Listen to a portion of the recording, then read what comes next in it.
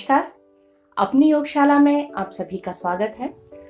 आज हम diabetes series के चौथे भाग में गौमुखासन करेंगे। गौमुखासन करते समय हमारे शरीर का आकार गाय के मुख के समान होने के कारण इसे गौमुखासन कहा गया है।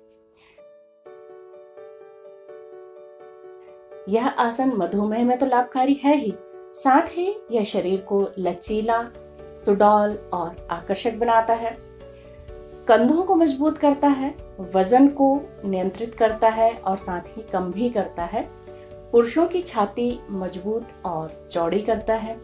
महिलाओं में स्तनों का आकार बढ़ाने तथा सुडौल करने में विशेष लाभकारी है।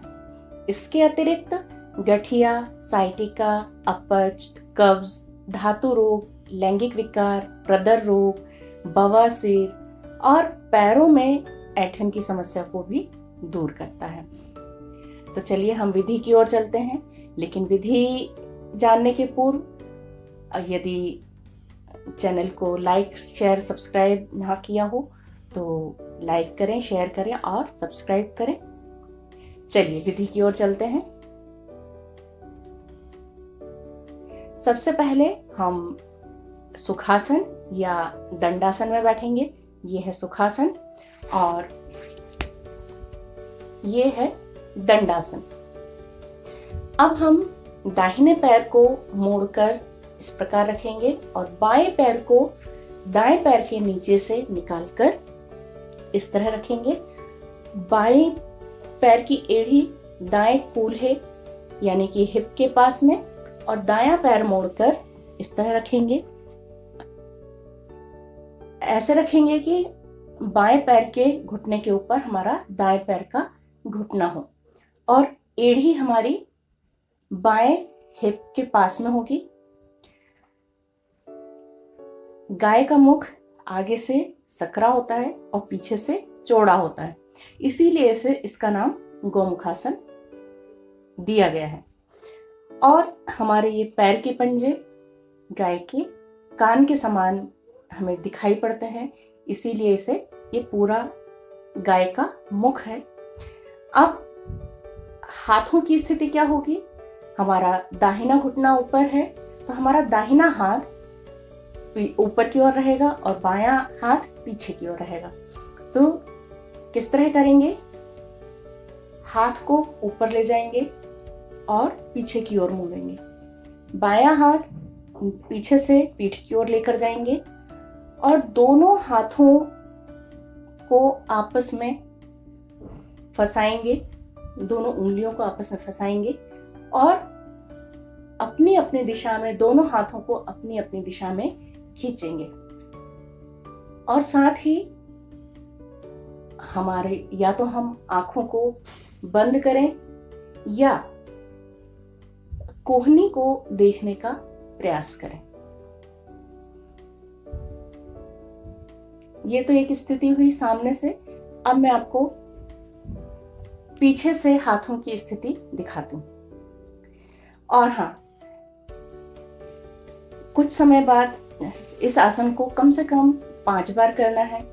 तो 5 बार हम कैसे करेंगे? एक बार हमने ये किया, फिर हम अपने पैरों की स्थिति बदलेंगे, यानी कि अब दायां पैर नीचे और बायां पैर ऊपर इस तरह से रखेंगे, ठीक है। और अब बायां पैर ऊपर है तो हाथ ऊपर बायां होगा और दायां हाथ पीछे से पीठ के पीछे से जाएगा इस तरह से, और पीछे से दोनों हाथों को हम पकड़ लेंगे।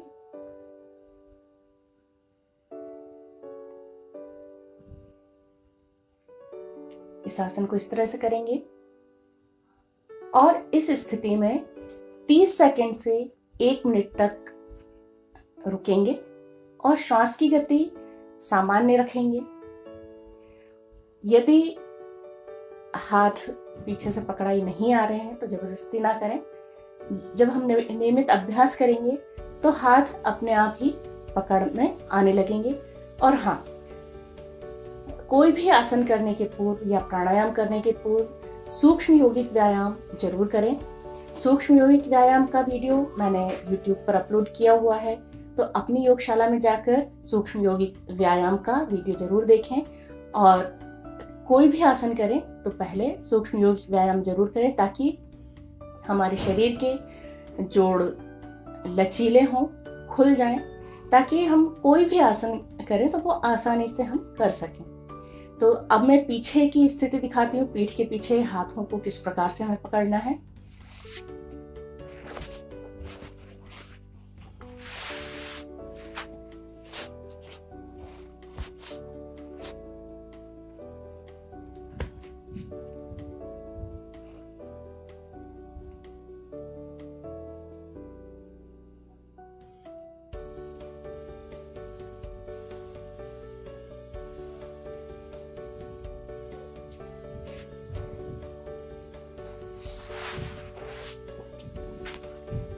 तो इस तरह से हमें पीठ के पीछे दोनों हाथों को इस तरह से लॉक करना है और अपनी अपनी दिशा में, दोनों हाथों की दिशा में, अपनी अपनी दिशा में इस तरह से खींचेंगे।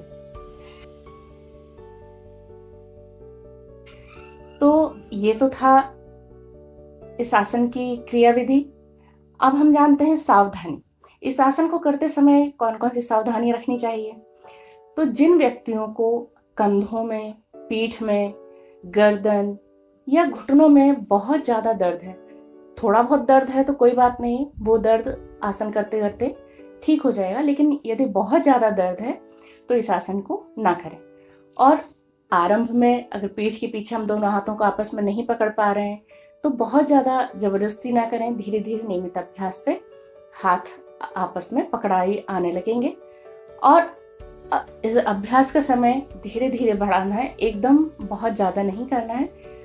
शुरुआत में 10 से 20 सेकंड तक रुकें, फिर धीरे धीरे 30 से 1 मिनट तक रुक सकते हैं। तो ये तो था गोमुखासन करने की विधि। अगले वीडियो में हम फिर मिलेंगे अगले आसन के साथ। तब तक के लिए नमस्कार, धन्यवाद।